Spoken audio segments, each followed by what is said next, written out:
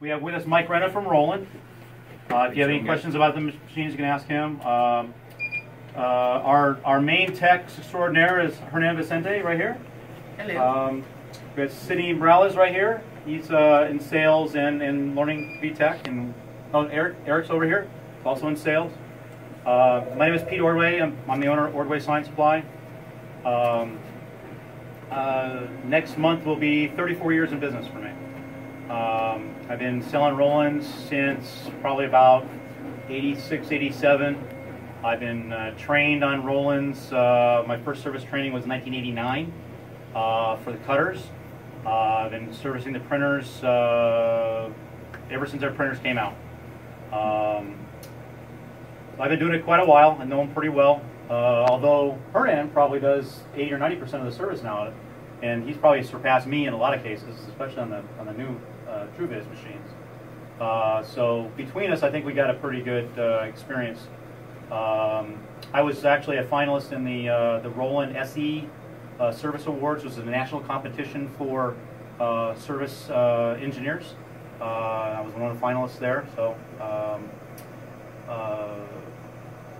I remember when Roland's first came out with printing. They first started with cutters, and then they came out with printers. And I was at an ISA show, and Roland took me out to dinner, a big hush-hush dinner, don't tell anybody kind of thing. Took me to Lowry's, me and my rep and the president of Roland and so on, and they gave me a big announcement. They're going to come out with a printer. It's like, ooh, that's interesting. I mean, whose name are they going to slap whose printer are they going to slap their name on? You know, I figured that they're going to just relabel it. And so we had dinner real nice, and the next day on the ISA's floor, everybody's telling me about the new Roland printer coming out. So I guess it wasn't that much of a surprise, but what was really impressive to me was the engineering. That Roland did not place their name on somebody else's printer. Yeah, they engineer everything themselves, and their engineering is by far the best in the market. The quality of Roland printers is excellent, but they need to be maintained. If you maintain the printer, it'll continue to print like it did from day one. If you don't maintain a printer, you can't expect it to last forever and to continue to print the way that it did when it was new. So that's what we're here for today, is to help show you guys some of the maintenance things to keep the Roland printer printing exactly the way it was when it first started. And as such, this particular workshop class, it's got a 100% money back guarantee. If you don't like what you saw, you can get all your money back that you paid. So, now, a lot of people will call us nowadays, and it even seems like more and more that people are starting to do their own repairs. And there's a lot of repairs that the end user is expected to do, and there's a lot of them that he can do, maybe not be expected to do. I think there's some repairs that you don't want to do. There are certain things like replacing heads, things like that. Leave it to a technician. A lot of people are buying parts from China, and you get what you pay for it. You know, if you buy a part from China, it doesn't work. It's got a parachute guarantee. Your SOL. First, let's figure out what kind of we have. How many people have? I assume everybody has a Roland printer, probably. How many have an SP series? A couple SP series. How about VP? None. VS. VP 540. It could be. Yeah. VP 540 VS series. VSI. VS, same thing. Yeah, same thing. XC, XR, SC. Anything else? What am I missing? LEC? Huh? LEC? LEC, okay. The UV machine. Good. Okay. RF, okay. Print only. Yeah. Okay. Good. Okay, that kind of gives me an idea. The reason I asked, main thing, and reason I asked is kind of to figure out what head technology we're dealing with most, so I can kind of concentrate on that. It seems like mostly they're in the Epson. The Epson makes DX4 and DX7 for Roland. The DX4 head is this guy here. That's in a lot of your older machines. Very good head. It's been tried and true for Roland for many, many years. Okay. The DX7 head is like this one, and that's an 8-channel, one head with 8 channels. VS series, like you have, XR, some of the other newer print-only machines. Some of the stuff we're going to cover today is going to be more or less on the DX4 heads, but a lot of it transfers into the other heads. The new printers is the TrueViz series, and those you actually use Ricoh heads. It's a little bit of a exchange from what Roland has done in the past, and it has a different ink, dries real fast. It's a little less expensive. They use bags instead of cartridges now. So that's another new one that Roland has. A great machine, excellent machine, very fast. Let's see what else. All right, well, we'll get right into some of the maintenance, okay? If you have a problem on your printer now, say, for instance, you're printing red and it kind of starts to turn orange, what's the first thing you should do? Check the ink. Check the ink, okay. What else? Anything? Huh? Okay. Make sure the heads are printing. Test print. Very, very important. We get people calling all the time. Oh, I'm having this problem, that problem, whatever. The first thing I ask them is, what does your test print look like? What's a test print? Okay. Test print is really, really important. Test print will tell us a lot of what's going on with the printer. Okay. So if we get a test print and it looks like this, where the black is kind of messed up. Okay. Or depending on your machine, like some machines will have 2 rows in each color. Okay. And maybe one row is missing and the other one's not. It looks good. Then we kind of get an idea of what to do. It's probably a damper. Okay. If we get 2 whole ones missing in this particular machine, I'm going to suspect a fuse is blown. So the test print will tell us a lot. If you're missing a couple of nozzles, yeah, I wouldn't sweat it too much. Okay. If you're missing half a dozen nozzles or more, yeah, you probably want to do a cleaning. Okay. And the cleaning that I'm talking about is on the printer. The cleaning button. Okay. You want to do a cleaning. There's 3 different cleanings. There's a regular, a medium, and a powerful. Okay. Do a cleaning and then do another test print. Okay. If his nozzles come back, you're golden. You can go right back into printing. If they don't come back, maybe try a medium or 2 or maybe 3. I don't typically suggest doing. If you want to do 1, that's fine, but don't do powerful too much. The reason being is you're just wasting a lot of ink. If 3 medium cleanings doesn't clean it, a powerful is probably not going to clean it. Maybe do 1 if you want to do 1 for last resort. But if you do a bunch of powerful cleanings, what you're doing is you're taking all the ink that's on all the ink lines and you're putting it right into your waste tank. So it's going to drain all the ink from the ink lines out. The medium is going to take a little bit more ink than a normal, but it's not going to drain your whole lines. Okay, so. If you're still not getting it at that point, there's a couple other things that we'll show you what you can do, but probably give us a call if it's still not clearing up at that point. All right. The other next thing that is most important is your wipers. Okay, and this is one of the other things that gets neglected most commonly. Okay, on the DX4 machines, they have the wiper like this. Okay. And on the DX7 machines, the wiper's like this. Okay, that's the one you have. Okay. Along with that, there's also a felt, which is in the DX7 style machines. Okay. On the DX7 style machines, it warns you. It tells you time to replace the wiper or time to replace the felt. More often the felt, because the felt gets replaced more often. 2,800 times. 2,800? Every 2,800 times. Yeah, I told you he's on it. And then the wiper is 3,200 times. See? I'm getting too old. I've senile. I forgot I was senile. I keep forgetting. But so on the machines that have the DX7 style heads, it tells you to clean or to change it. Right? I'll get to a service call, and first thing I do, I turn the machine on. I get there, and it says time to replace a felt. Time for felt replacement. It's like, I'm guilty. and I'll ask him how long has it been going like that? 6 months. For 6 months? Well, you're probably like the other guy. This will look like a mouse, man. Yeah. It's like this big I've fuzzy thing. gone in with the little swabs. Well, and like, here, let me come to your rescue. Most people won't go through the control panel to replace that, but they Clean it. actually physically replace the wiper and felt. Not through the control panel, which allows the printer to actually record the times that it wipes, but just by replacing. Is that you? Is that you or no? Is that you or not? Okay, I had that feeling. I just saw like a blob on one of the wipers. I was like, let me clean this crap up. Yeah, no, this is important. Okay, you want to replace it. And on that machine, not only do you want to replace it, but you want to go into the menu, go into maintenance, tell it felt replaced, because that resets the electronic flag that tells it the next time you need to replace it. Okay. It's like resetting the check engine on your car. I'm bad. Well, I mean, these are expensive machines. You want to keep them running good. So that's important. Okay. Well, that's what I'm here. So. Good. Now on the DX4 machines, there's a rubber side and a felt side. Okay. And the rubber side wants to go towards the front, the felt towards the back. On the DX7 style machines, there's a cup end on the rubber one, and that wants to go towards the right. Okay. Felt one can go either way. That doesn't make any difference. Okay. Let's see.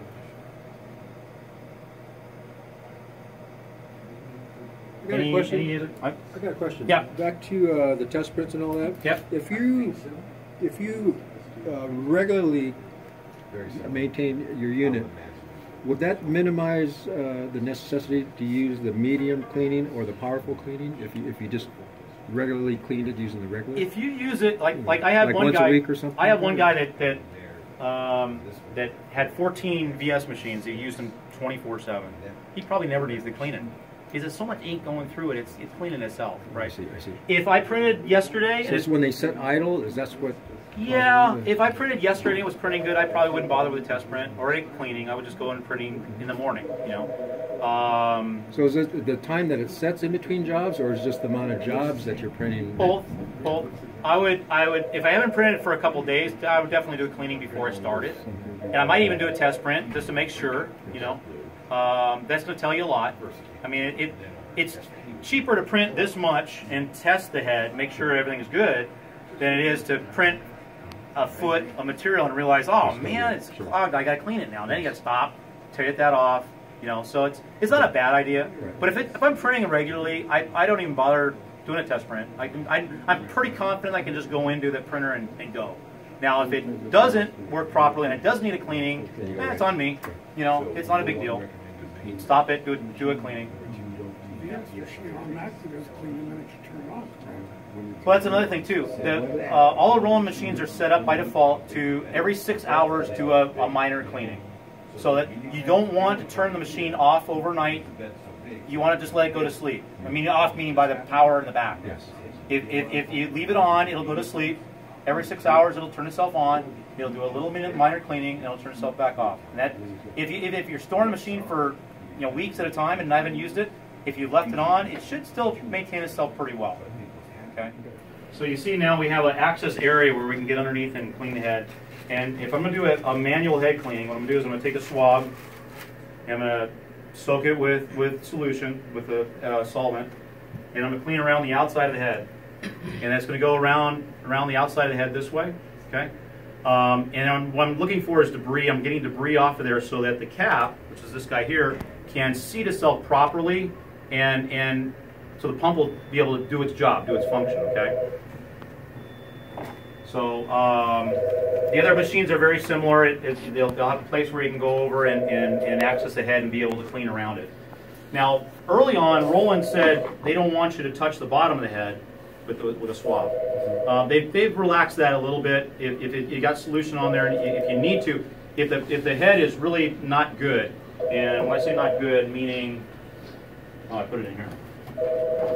If it's like this, the black, where it's like missing half the nozzles, you don't have a whole lot of alternative, right? You need to clean that bottom of the head. So what I do, I'll go in and I'll move the head over here.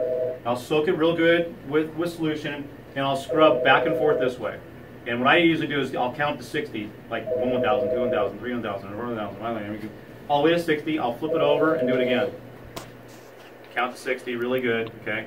And then I'll go back and let it finish, and I'll do a medium clean and let it get some ink going through there. That doesn't really hurt the head, but if it's messed up like this, you don't have a whole lot of alternatives anyway, right? Even with the SP series, you do that? Yeah. Okay. Yeah. Any of the series is similar. Now, if it's a DX7 head, and you kind of know which side is the problem, you can kind of concentrate on there. Or by the test print, you can see that it's the beginning front part of the head. You can kind of concentrate on that a little bit. But then do a medium clean, and then do a test print, see if it fixed it. Okay. Once we're done cleaning, it'll say, are we finished? We'll hit enter. It'll tell us to close the cover. And it's going to bring the head all the way back. No. No.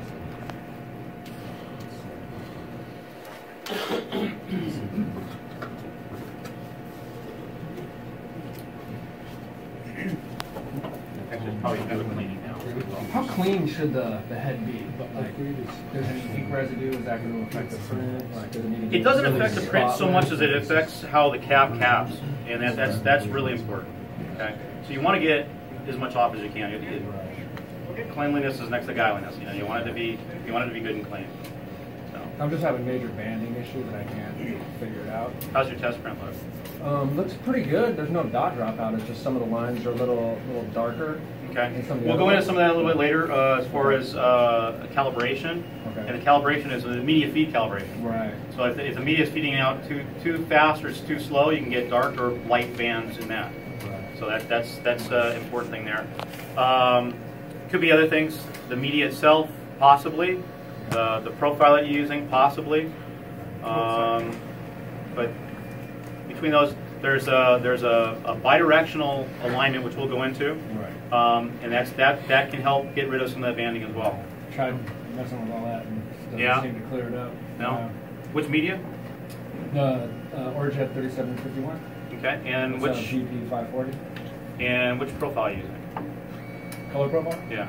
Just generic one. Okay. You probably want to try to get something that's close to it. If you can download the colors big time. So. Well, I would go to Orcal's website and download a profile that's made for that material first. My second alternative was to get something that's close to it that Roland already provides. Okay. My next go-to would probably be GCVP.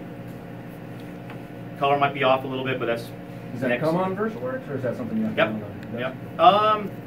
The newer ones, they don't put any profiles on the DVD any longer. They have to get them all off their website. So the older machines that came on the DVD, the newer machines, you have to download them off the website.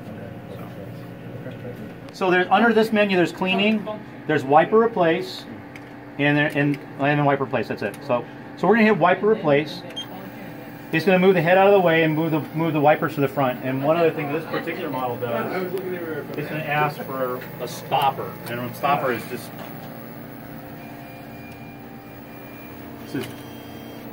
It says insert stopper, and this one you got to put a thing in here so that the sponge will stay put, but the wipers will go backwards. So we'll hit enter. Okay, now we can access the wipers. Okay, now have anybody changed wipers before? Larry, okay. Now the wiper has a little hole. Or you want to continue? Go ahead. Go for it. No, it's all good. All right. Well, like he was saying, it has a little hole, and then the wiper holder, it has a little hook. So we basically, to take it off, we just unhook it and pull up.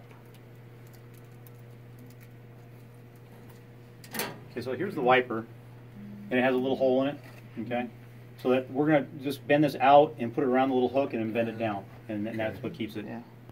And then, now, what'll happen on these wipers as they get old? They'll start to bend over. They'll get kind of rubbery and bend over. And if it's bent over like that, it's not wiping the bottom of the head. It's not doing its job. Okay. And then just basically put it back, and then make sure that everything is hooked back into place. So the wiper is hooked back into the place, and it has felt on the back side. Oh, okay. The rubber goes towards the front. The felt goes towards the rear. That's so it's only one way it can go. Okay. Okay. Well, no, it can go the other way. Well, but the right way to put it is. You should only do it that way. Yeah, but the rubber facing the front. Yeah. The felt on the back, if you do a powerful clean, it'll wipe the head 3 times with the felt side. Otherwise, it doesn't use the felt side. Okay. All right. So the scraper. Once you're doing this, I don't know if I'm jumping ahead, but I just want to real quick. There's a few different things that you can do while doing this, not necessarily just replacing the wipers. We have the cap top exposed, and then we have the mist sponge exposed too, and we can target all those aspects in one maintenance while we're in this mode. While we're in this mode, yeah. There you go. One of the thing is the scraper, which is in this model, is That's what the scraper looks like. it is behind this metal thingy. When you replace the wipers, you should just clean the scraper unless it's broken.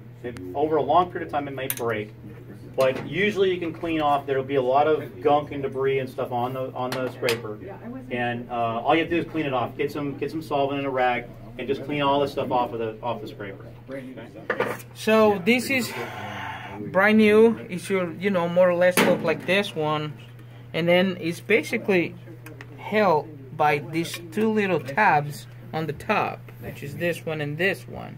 And just basically pull it down and put it out if you need to replace it or clean it. Like this one needs to be cleaned just a little bit. You can see that. To put it back, just basically almost the same way you took it off. Put one side in, and then the other ones go through the kind of make it U out of it, just to bend it into place. Down. Yeah.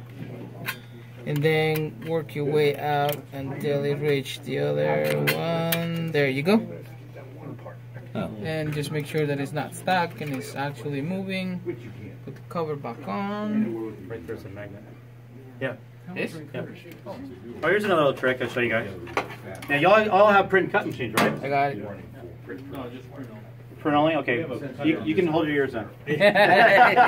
On all the print and cut machines, they have a big magnet here that holds the cut carriage and the print carriage, right? If you have a screwdriver that's not magnetized, throw it on there for a few seconds. And it'll be magnetized. Oh, that's cool. Okay? Alright, put the covers back on. I used to take and wind a wire around it and put it on a car battery. Just hit it real quick, and it really magnetizes it well. Yeah. That's what I did.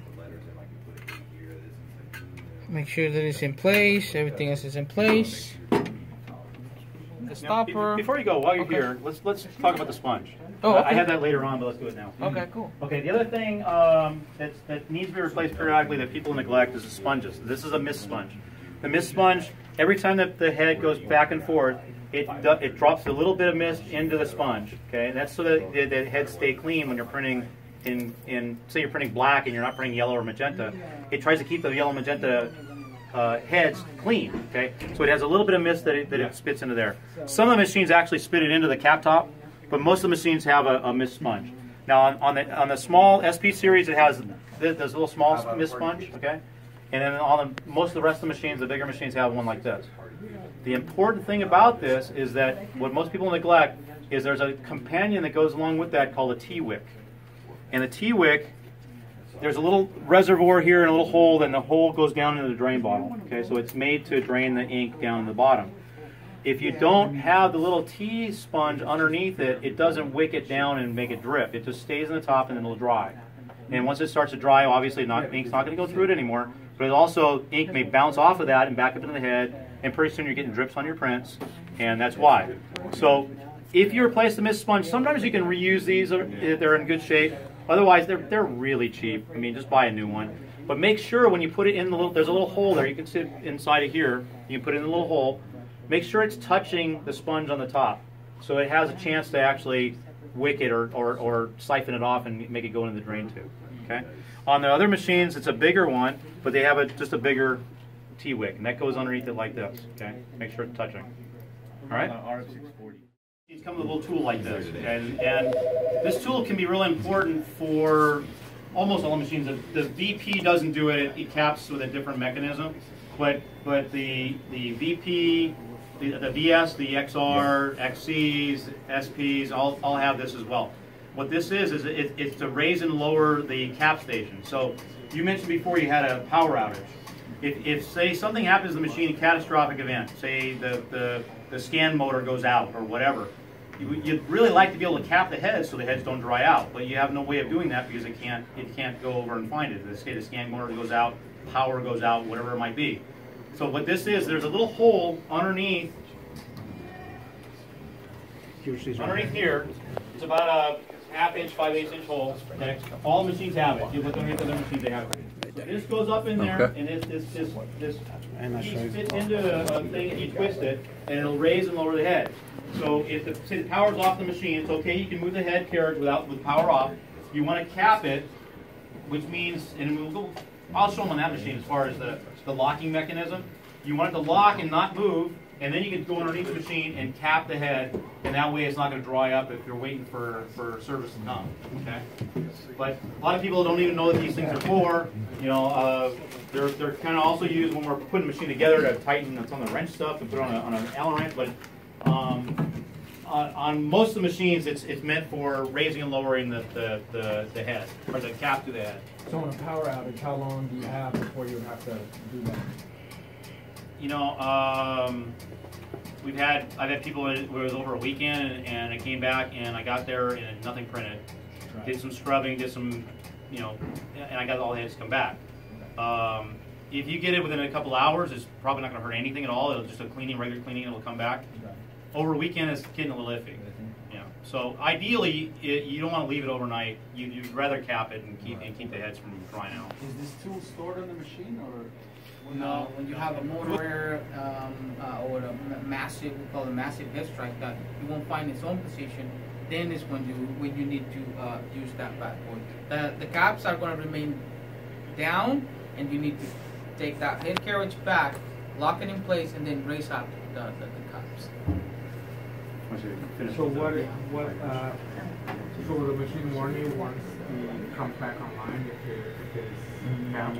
It'll give you an error message. If it doesn't cap properly, it'll give you an error message. Coming back to operate again, if you forget to lower it, you have to lower it again. No. Once you raised it, then if everything is okay, it'll start up like normal. Oh, okay. It doesn't. There's sensors on the top and bottom. It knows where it's at. Okay. Power's off right now. I'm going to lower the cap station.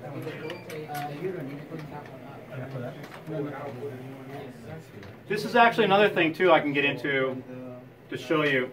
With the power off, see now we can move the head out of the way. We can access the wipers and so on if we need, or the cap tops. We need to change the cap tops, and we'll go into that a little bit. But what I wanted to show you on here is if you say you had a major head strike or power went off or whatever, and you need to lock the head so you can raise the caps into the head. The way we do that is we need to move it over into this locking latch, but if we go too far, it won't lock. So if I go all the way over, see, it didn't lock. Okay? It's got to be almost all the way over. You got to kind of almost use two hands. Just barely make it click, and that's good. Then now we can't push it back the other way. Okay? So that's important, because before you can raise the caps up into the head, it's got to be locked like that. Okay? So this brings me to another thing. Say your machine's 5 or 6 years old and you're getting test prints that kind of look like this on the black, where it's really screwed up, and you don't really want to replace the head, but you're worried that you're going to have to replace the head. One of the things we can do is we can soak the head. Okay? And the way we do that, I have a hemostat, but you can use spring paper clips, like that hold a whole lot of piece of paper. You can use one of those, and what we're going to do is we're going to see the caps are underneath here. It's this guy here that caps the head. Okay, there's a tube that comes off the cap. What we're going to do is we're going to pinch that tube so liquid can't come out of it. Okay, and then we're going to put a hemostat or a paper clip or whatever on it, which is down here. See the tubes that come out of here. So if I cap that tube, then I'm going to take some solution, some solvent, and I'm going to fill up the cap with solution. Okay. Once the cap's good and filled with solution, and it's not leaking out, we want to really fill it up high, because what we're doing is we're keeping that solution against the head. Okay. Once we fill up both caps, we're going to move this guy over, lock it, and then we're going to raise the caps up into the head. Let it sit overnight, maybe 24 hours.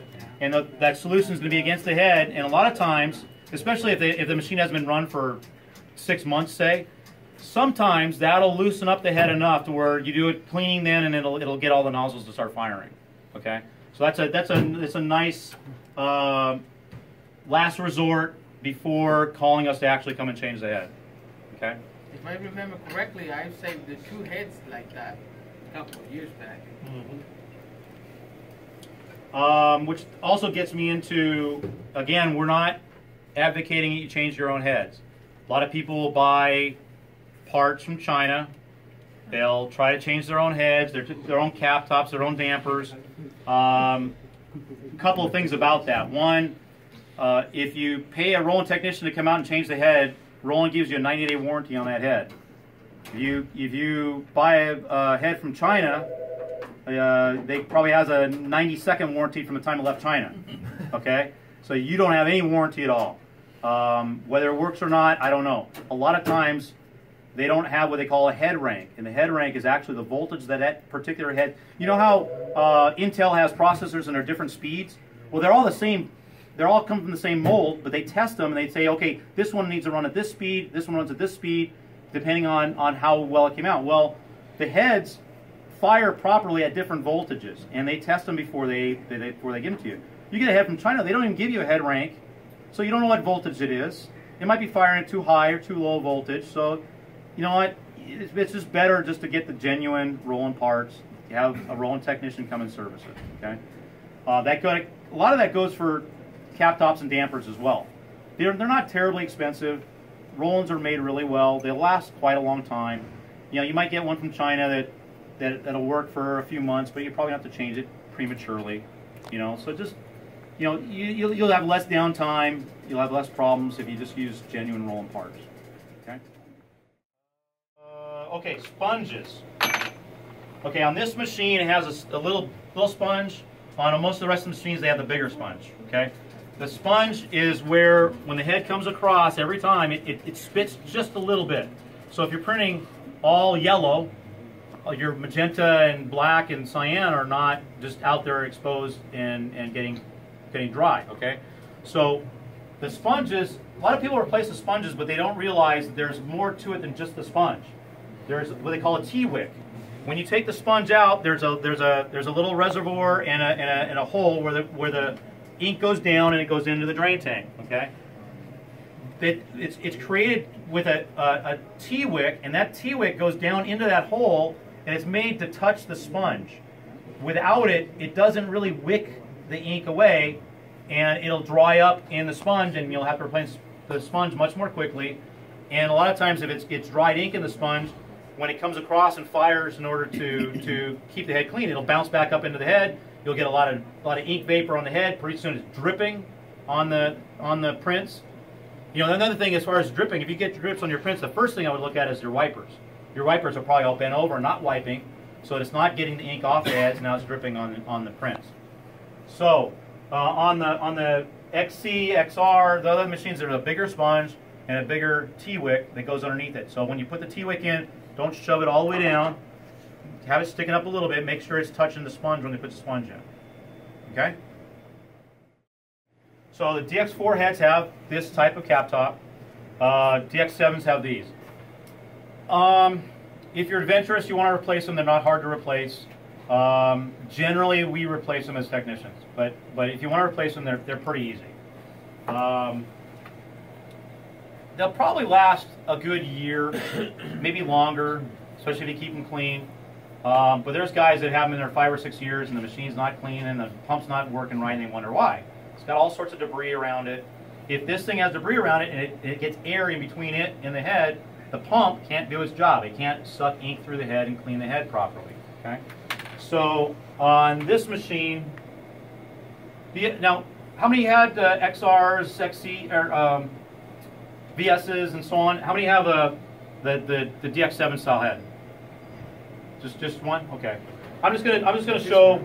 That's this one, right? That's that one, right? I'm just gonna show on this one how to replace the cap.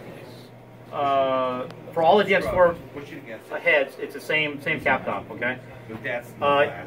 If you're not comfortable with it, get a technician to do it. But it's actually pretty easy to do. Okay. So if you go into the cleaning, actually, let that go. Press the cleaning button and press power on. There'll be you can go into the head cleaning one, or you can go to the felt or the wiper replacement, or if you power off, you can use your tool to get the head out of the way. So I powered off. I'm going to lower the capping station. They have a same part on VP 540? Well, no. The VP rocks up into the capping station. Yeah. So it doesn't have this. You can just unclick it and move the head over with the power off without having to do this on a VP. Okay, so I lowered the cap station. Now we can unclick this and get it out of the way.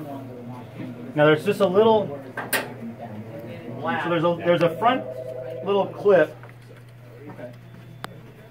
See the little front clip? We just pry out on that, and then it'll open up, and it kind of hinges upward. Okay. So we want to disconnect the bottom of the cap top tube from the pump, which is right here, and we can just pull the cap top out. Now, as you're doing that, you want to be careful of the little springs. Sometimes they'll fall down in the little hole, and you got to fish them out of there with a magnet or something. It's kind of a pain. But when we put the new cap top in, I don't know if it makes that much difference or not, but there's a little hole in it. That usually goes towards the rear. Okay, so we'll put that towards the rear, and we'll just fish this through. And I'll use the tweezers to kind of catch the bottom of the tube just to help it through a little bit.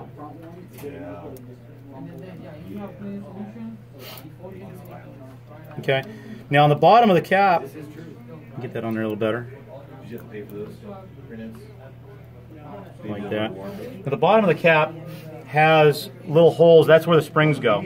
Okay. So when you put it on there, make sure the springs kind of go up into the little holes. Okay. Then we're going to take the top part, and it kind of hinges from the back. So we're going to put it on there, hinge it down, and let it snap into place. And then what I usually do is just kind of push it down and up to make sure the springs are centering it, and that's it. That's all you need to do. And we want to reconnect the tube to the pump. Now, if I was maybe I changed the head. I change the cap. Usually I change the cap tops at the same time I change the head. If I change the head, you might as well. It's like changing the oil in a car and not changing the filter, right? Yeah. If I change the cap top, I'm going to change the dampers, and I'm going to change the cap. I'm going to change the head. I'm going to change the dampers and the cap top. I'll take the syringe and pull. I'll cap this over like this, and I'll pull the caps back up into the head, and I'll take a syringe and I'll pull ink through, so make sure it's like priming the head, priming the damper and everything.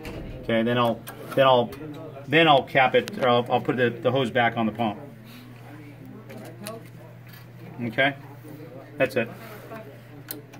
Now, if I power on it, it's going to raise the cap into the head, so I don't have to bother going back underneath there with a tool. So, if I just power on, it'll do its thing for us. Now, changing the dampers is easy also, but you can get in trouble with that one as well. It's really important that the dampers go on straight and come off straight, because you can really easily break these little nipples that come off the top of the manifold. Okay, if you twist it, it'll break it, and then you have to replace the manifold. Okay, so if you do lift the damper off, lift it straight up. Okay, we're gonna put it back on the feed tube. Okay, what I'll do a lot of times, I'll take the syringe and I'll put the syringe in there, pull some ink into the damper before I put the damper back on, and sometimes I'll put a little bit of solvent maybe on the O-ring so that it goes on the nipple easily. Okay, and then I'll put that on, make sure it goes on straight. Okay.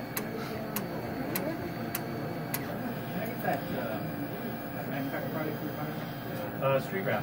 Oh, street wrap. Yeah. Okay, so how could I tell if I'm worried about the pump? Maybe. Now, the pumps don't go bad too often. These pumps are like the 4th generation Roland pumps. They go pretty good, but like any other part, it can wear out. How do you think I can tell if the pump is bad? Huh? No ink? Yeah. Okay. Yeah. But maybe I just dumped it out and I put it back in there. How do I know? What can I do? Well, yeah, there's no clicking in it. You probably got a problem. One of the things you can do. Loud clicking. Yeah, if it's loud clicking, it'd be too loud. One of the things to do is do a cleaning, maybe even a powerful clean in this case, because you're checking something out. Take the bottle off, and just hold it underneath where the tube comes out and do a cleaning and watch.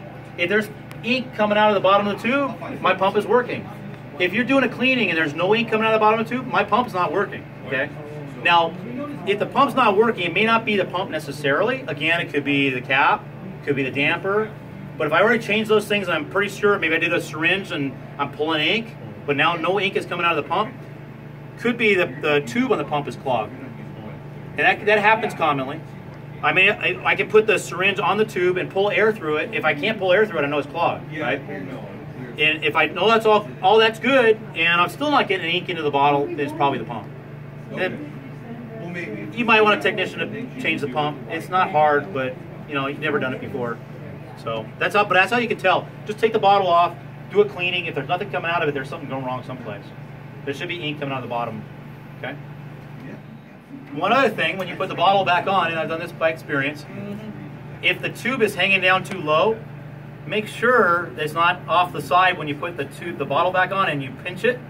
If you pinch that tube, it's going to build up pressure, and hopefully you're wearing glasses, because it's going to go. Eventually, when the tube comes off the pump, it's going to go everywhere. So the main thing is that when you put the bottle in there, make sure that you're not pinching the tube that comes down. Usually they'll only hang down a little bit. Sometimes they hang down too far, especially if they've been replaced. Make sure you don't pinch it when you put the bottle back on there. Encoder strip. You know what the encoder strip is? Okay. The encoder strip is a strip that the print head carriage reads, and it knows where it's at. It knows where the print head is located. It has actual little bitty lines all the way down the thing, and sometimes they get dirty. Okay. Sometimes they'll get maybe a little bit of ink on them or debris, and it's located on this particular machine. It's located right in here. I mean, you can see, bend down and see it. Depends on the machine. Sometimes you can take the cover off and get it out a lot easier as well. Okay. The important thing about cleaning the encoder strip, what I do, I'll take a lint-free cloth and some alcohol. Really important. Do not use cleaning solvent on the encoder strip. You'll wipe all those lines off, and now you got to replace it. Okay. I've had a lot of customers do that. The encoder strip doesn't need to be replaced. Doesn't need to be cleaned every day. Probably not every week, or maybe not even every month. You know, I've had guys where they clean it every day with alcohol, but they're wiping. Eventually, they're doing it too much. They're wiping all those little lines off of here. Okay. So what I'll do is I'll take this, I'll take a little bit of alcohol, I'll soak it, and I'll make a little pinch, okay? And then I'll pinch inside the encoder strip. I'll just grab it and pinch it and run it all the way down. Actually, I usually go the other direction, but one direction. And sometimes you get down to here, you might have to start over and move it over and then do it one direction. What kind of isopropyl. Yeah. That usually cleans it, okay? Sometimes you might have something in there that's really screwed up, or a piece of ink or something. And it's not hard to do, but I would probably recommend a technician do it, but if you want to try it and there's nobody around, you can do it. They can also be flipped over, okay? And then when you flip them over, you want to go end for end, because there's a little hole in the side here that this side has, this screw here holds this side of it, and there's a hole that it goes into. Okay, that holds the one side. On the other side, I think we'll have to pull this off for the next round. There's a little spring that holds it on this side. It's underneath here. So you have to hook the spring and hook it on there. So if you flip it over and end for end, the hole will be in the right spot on both sides, and you can flip them over. Sometimes you can get a new use out of it, but usually the cleaning will take care of it. Now you'll know you need to clean the encoder strip for a couple reasons. One, if the print is printing and it kind of as it prints, it's kind of stair stepping. Okay. That means that it doesn't know where it's located. It's skipping a spot in the encoder strip along the way as it's printing, and pretty soon you might have the head actually crash into the side. Okay, then you definitely know there's an encoder problem. Sometimes you'll get an error message saying something 010 whatever. 0110. 0110. See, Luke knows. I forgot I'm getting senile. But you clean the encoder strip will a lot of times fix that. If not, then it might have to be replaced. Okay, and it's something that an end user can do. Again, I'd probably recommend for a technician to do it. So. All right, head adjustment. You guys want to see a little bit on my head adjustment? There's 4 different head adjustments. 3 of the 4 are primarily done by technicians, mostly when we change a head. Okay, the bias, which is like the shifting this way. The vertical, which is the alignment between the heads this way. Horizontal, and that's an electronic one, which means that it's when it actually fires the dot, and that adjustment's not usually done by the end user. The bidirectional is usually can be done by the end user in the end user mode, and that's the one that Hernan will show you. Now the heads, the DX4 and DX7 heads are both rated at 6 billion shots. Now we can go into service mode. We can see how many shots. But usually when I go to a machine and it's having a problem, the first thing I'll do is check the shot count. Okay, if the shot count is like 4 or 5 billion and it's got really bad printing, I'm probably not going to bother trying to make it come back. I'm just going to replace the head. If it's under 4 billion, I'll spend some time scrubbing it. Maybe do the head capping thing. But if it's much more than that, it's probably not worth trying to spend time and I'll just replace it. No, where would you get that? We have to go into service mode to access that number. There's another thing that we could do we can do it remotely, more or less. There's a function called the PEC tool and COPEC. And COPEC is made for the end users, and it's something you can download from Roland's website. And what it does, it basically downloads all the information from the machine and makes it into a file that you can send to us. And we can read that file and say we can see how many shots it's had and how many hours are on the scan motor, and there's a lot of information there that we can see. And if it's, again, now it's not to say that the heads can't go past 6 billion. I've had DX7, I have one guy that ran these things 24/7, literally. And he put on 24 billion shots in 3 months. I mean, it never stopped. And 24 billion shots is a lot, but ink was flowing through it all the time. And it's actually pretty good for the head. I've seen these heads, 14, 16 billion, the prints weren't so great anymore, but they can go past. But generally, it's probably a good rule of thumb, 6 billion shots. Scroll down until you get to adjust bidirectional, right, and then this side. Bidirectional, and then test print, and then enter. It needs to heat up. We're gonna bypass that real quick.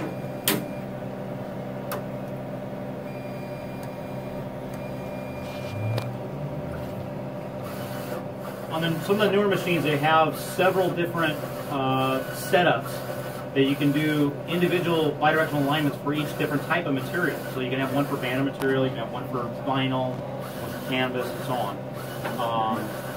So you can set up very specific bidirectional adjustments for each one. So once you get your test pattern printed on, then you basically, for those who have done it already, you know that you basically need to match the lines where they suit the best. That's pretty good. We got 6 heads to deal with. Just H1 number 1. Gotta line them all. It needs to be moved a little bit. -2 probably. Now you basically scroll down to setting number 1, which it was at 0, but we know that it's not good at 0. I will put it at -2, and just basically look for your value. And then once you find your value, then the other one is 2. Remember to press enter. Don't press menu, press enter. Otherwise, it's not gonna record what you guys have, done. You're done, making your adjustments. Just press menu, and then it'll take you to the media width so you can start printing. That's basically what it is. It helps with banding.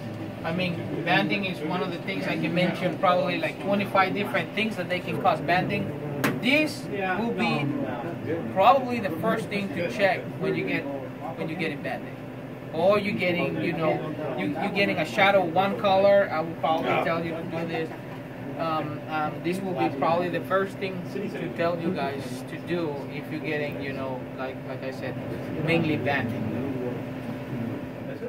What would be the cause of, in our case, when we try to print something over 10 feet plus, like we'll do doing a print it and starts cut? shifting. No, not just the a print. cut, Just a print. the print.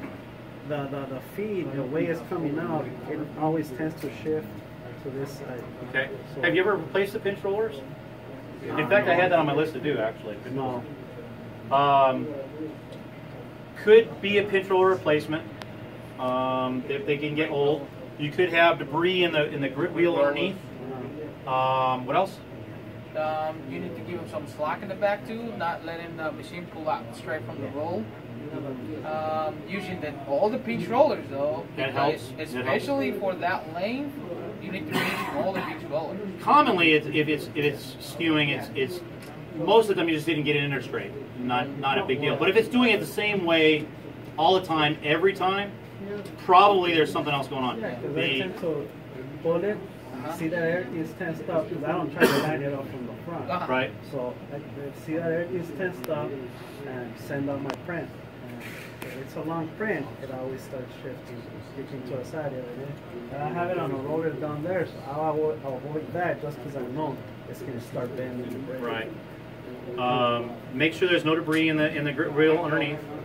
And if the pinch rollers are old, then you probably need to replace them. Especially now, the outer two pinch rollers are angled. Okay.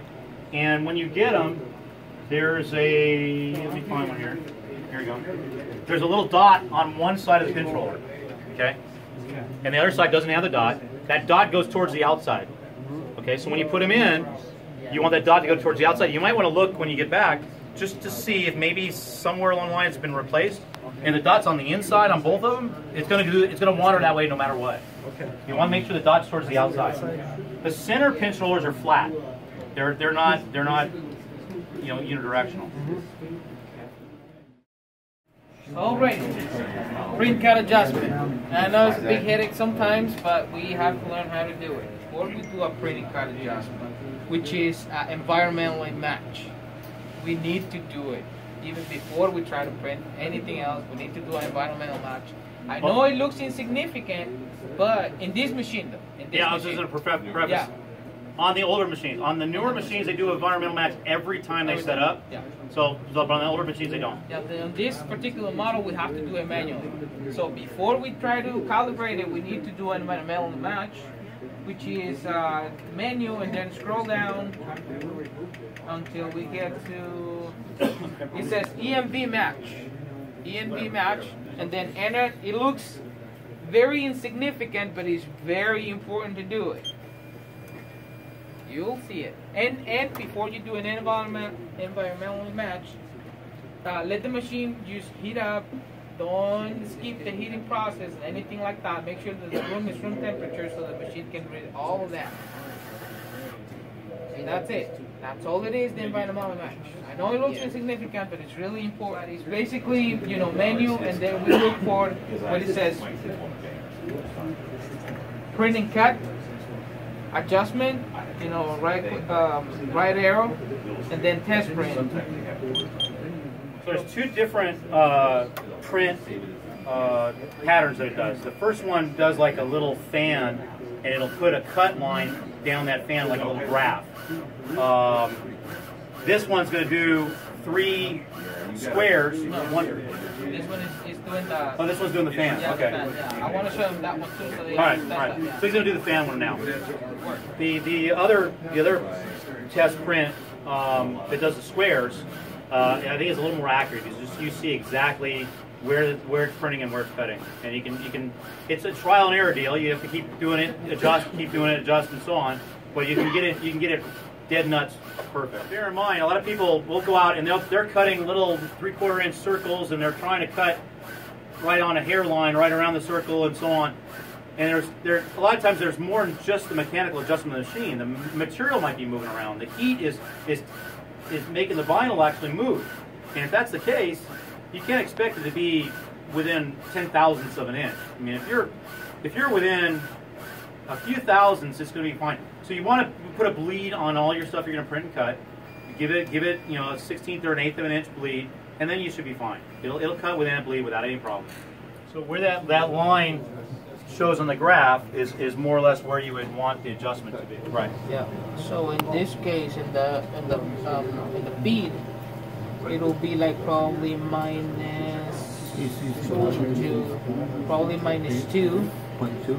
-0.2. Do it yourself? And then on the scan, it'll be probably, well, yeah, 0.6 minus 0.6 right there. It'll be the feed. I know. I got another guy It'll be the feed, and then the scan. Okay. So right where like Depending on where the curve meets the line. Yeah, probably like -2 right there on the feed, and then -6.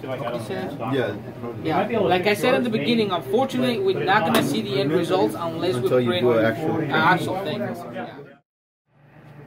There's one other thing, and it's not so much mechanical on the printer. On my website, I have a support section, a menu, and there's a input profile that Roland sent to me like a year and a half, 2 years ago, and a lot of guys at Roland don't even know about it. It's called Deep CYMK, and there's instructions on how to download it and how to install it into VersaWorks that will, if you're having problems getting a dark black or a dark red, something like that, you might try this. It may not work as much for you on the older machines. On the newer machines, it works really well, but it gives you a nice dark black, a nice deep red, and so on. But it's an input profile in VersaWorks that you have to install and select. And then on my website, I have instructions how to download it and so on. Okay.